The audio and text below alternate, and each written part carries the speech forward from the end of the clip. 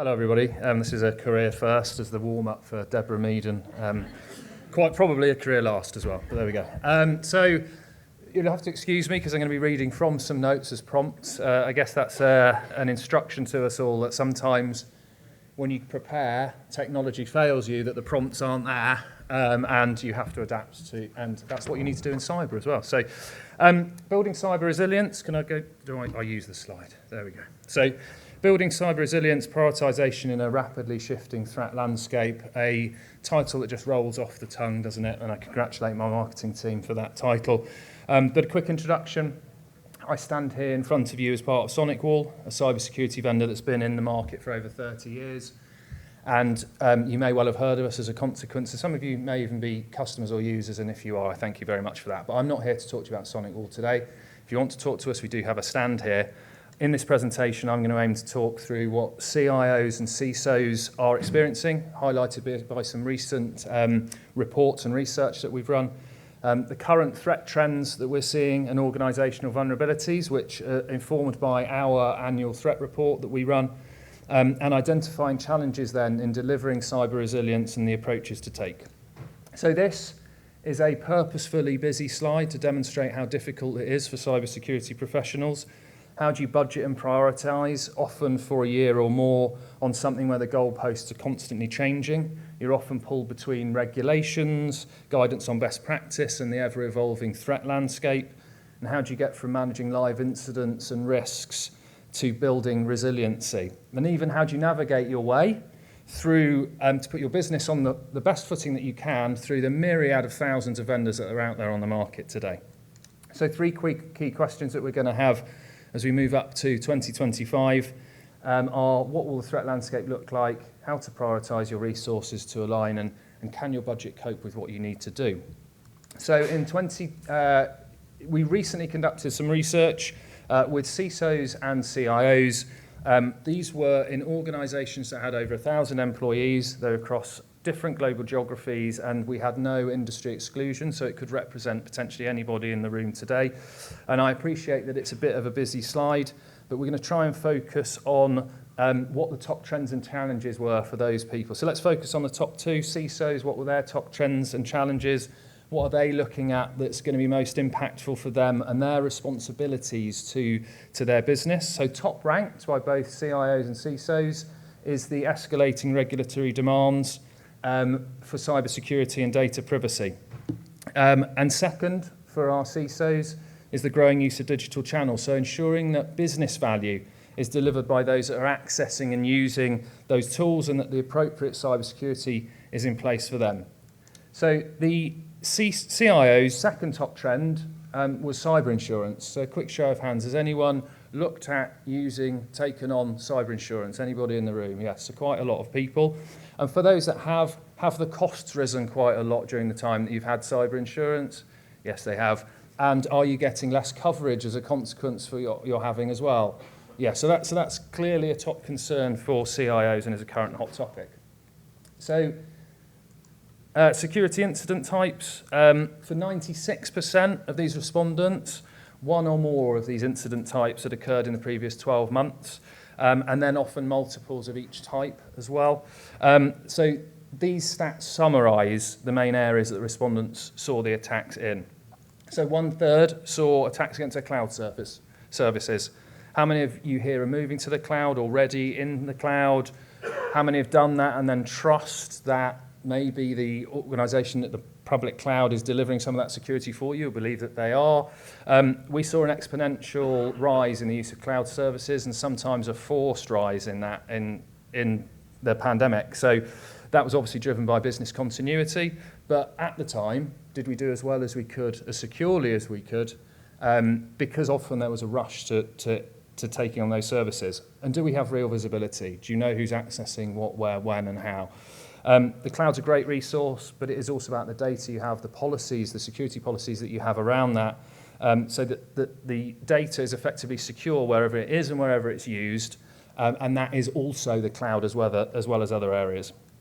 So the penultimate one on the list actually refers to a last comment, and the last talk was around employees stealing information, potentially insider threat, and that we've seen a lot of organisations wants people to come back to the office? Is that because they don't trust what people are doing in the office? Or even if you do trust that your employees, do you know what they're accessing? Have you got the appropriate tools in place that enable you to see what they're doing and help them in accessing the right tools at the right time?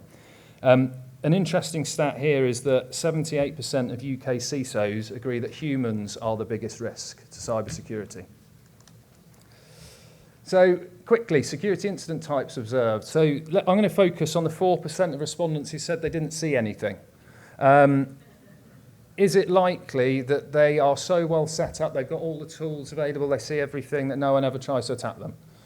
Or is it more likely that they don't have the visibility, they don't have the insight, perhaps from a lack of data or tools of what's happening on their network, their extended network, and with their remote employees? So areas of most concern to our CIOs and CISOs. Question is, why is ransomware still the top area of concern? And maybe there's a couple of parallels to be drawn in the top three. They are well known, they're well publicised, they're perhaps a little bit easier to understand. So the question is, were our respondents less worried about the attack types or vectors that they don't fully understand today? For ransomware, there is quite a lot that you can do, and it leans on the fundamentals, patch management, vulnerability management, security awareness. That's not a fix-all, but having the fundamentals in place is really important and crucial. And then concerns on IoT, I just want to point that out. Obviously, it's becoming more prevalent, more pervasive, both commercially and domestically. My washing machine sends me a nice little note on my phone when it's finished. I don't know what Alexa's listening to in my house right now. And we'll come into a bit of that a bit later as well. So we proposed these overall priorities, we proposed 22 to the CIOs and CISOs, and of those, these 7 became the top ranked. There is a longer piece, by the way, on all this research I'm talking through today, but I've only got 15 minutes, so it's a bit of a whistle-stop tour. Visit our website and you'll be able to find out these statistics that may help you put some things together. So securing the cloud, that was the first place. It's the most common attack vector. There's high adoption. Again, we talked through almost forced adoption in COVID. The risk of breach and exposure is high. There's growing regulatory demands in this space. And sometimes there's a lack of understanding or visibility through that forced adoption. I'm not sure whether everyone's completely got their heads around the shared security model as well in public cloud infrastructure.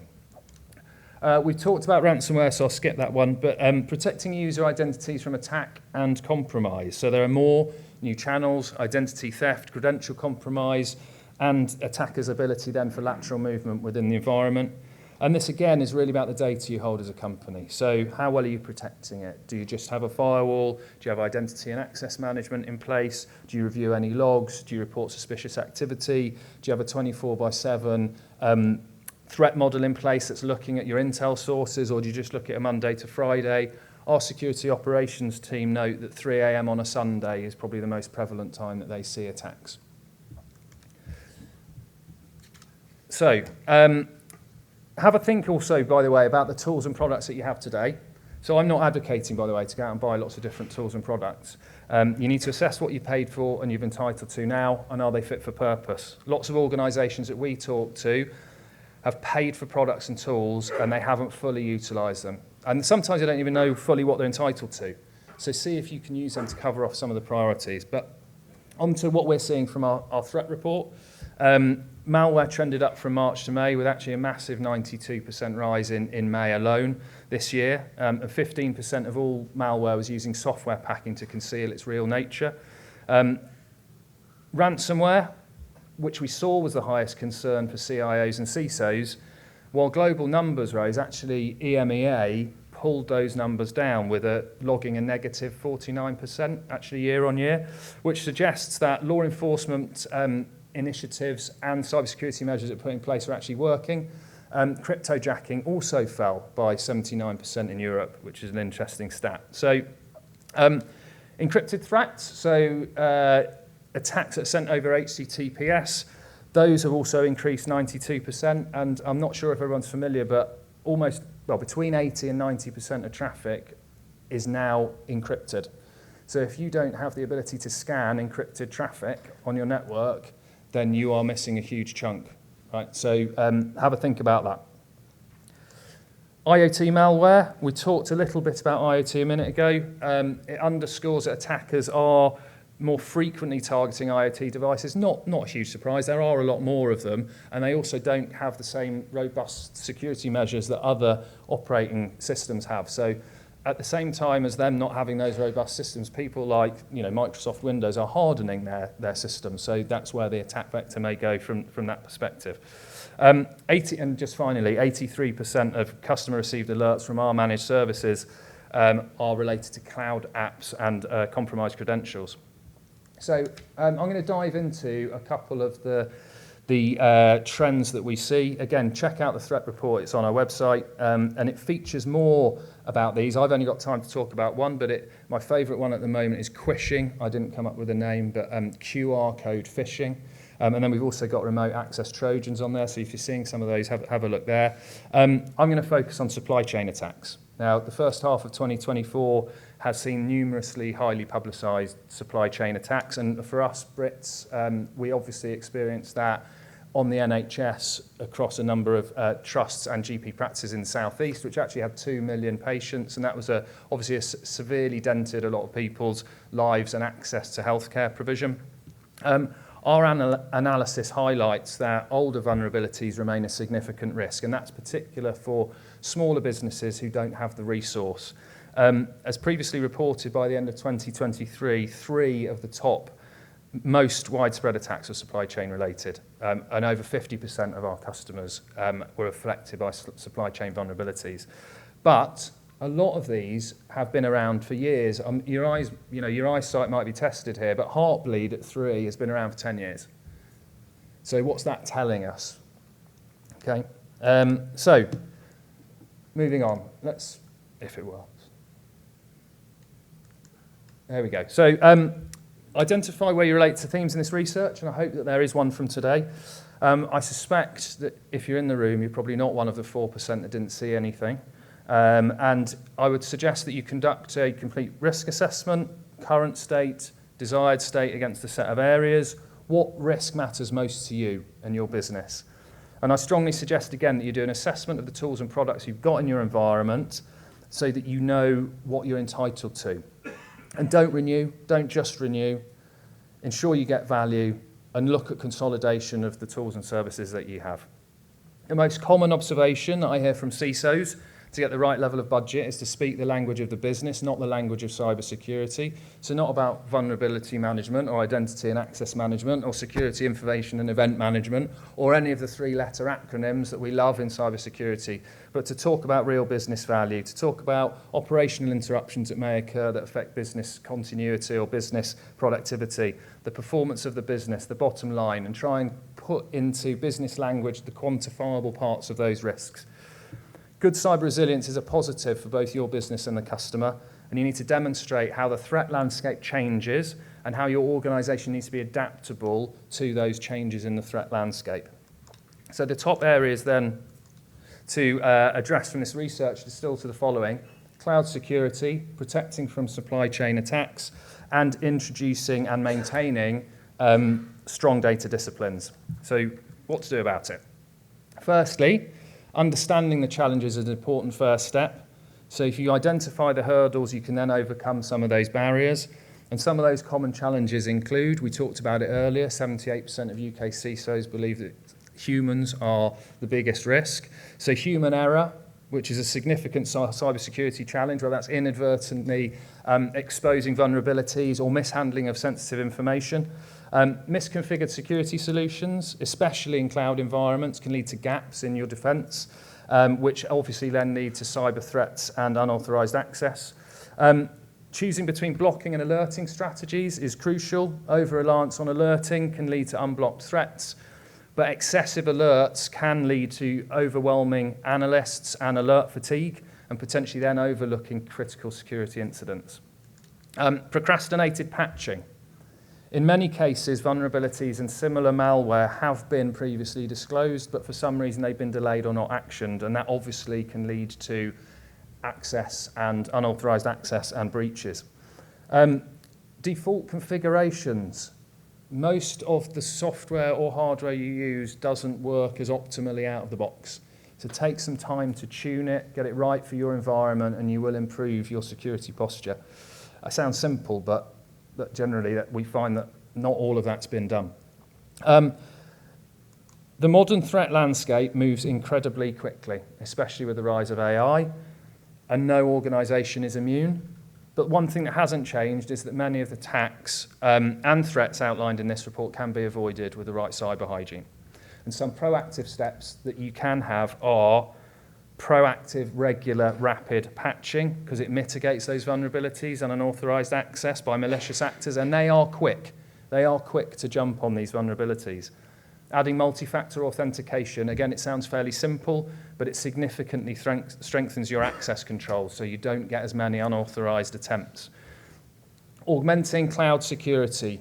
We've talked about regularly pushing applications, operations to the cloud, and robust measures like Security Service Edge or Zero Trust Network architectures need to be in place to protect that data and ensure comprehensive security, particularly against evolving threats in cloud environments.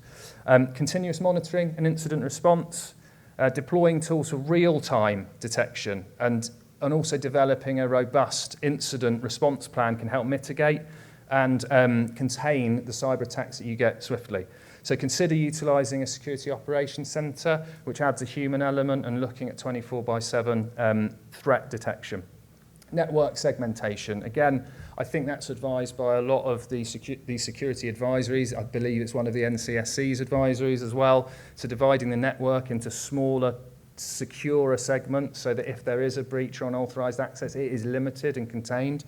And then ongoing training. So continuous cybersecurity training for your cyber professionals is really important so that they can look at what the evolving threats are, they know how to implement defense strategies, and they also know what they need to do with regard to regulations, whatever industries you're in. And obviously that will help you combat a number of the attacks you get and have a plan in place to do that. But also try to foster a proactive cybersecurity culture, because your people, your employees are your front line, and they can enhance your organisational resilience to cyber attacks. And that is it for me. I hope you found an element of that useful. At Sonicwall, we believe that you should never be alone in tackling these challenges, and we're here to help you with your cyber resilience. So thank you very much for listening.